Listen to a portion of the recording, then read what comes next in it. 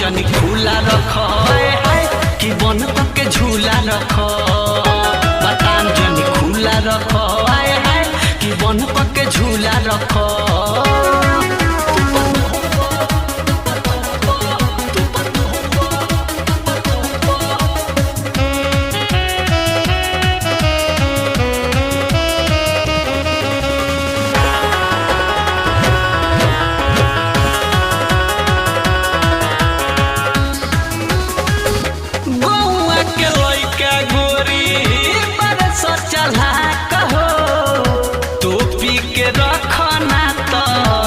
झाँक हो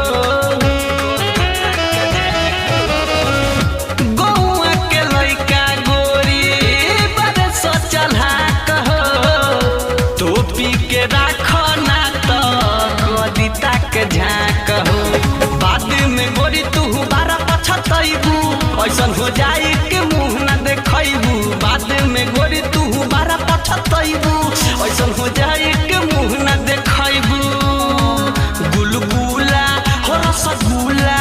गुलगुला हो रसगुल्ला कि खाता बारू गपा गप रसगुल्ला बटाम जनी खुला रखो कि मन के झूला रखो बटाम जनी खुला रखो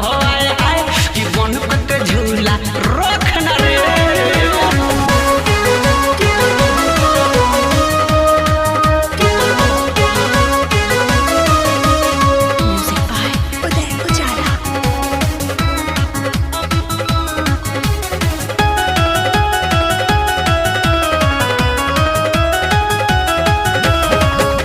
शांत के बतिया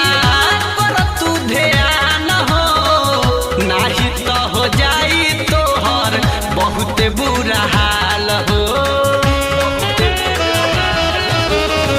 सोमदेव उदय के बतिया कर तू ध्यान हो नाही तो हो जाई तोहर बहुत बुरा हाल हो काय सटाइल तोहर लागे अच्छा तो पेलू आगे तो लौकेला पाछा काय सटाइल तोहर लागेला अच्छा तो पेलू आगे तो लौकेला पाछा बुलबुला हो बुलबुला बुलबुला हो बुलबुला कि देखी लइकन छोरा तारे बुलबुला बटाम जनी खुला रखो कि बन के झूला रखो बटाम जनी खुला रखो कि बन के झूला रखो।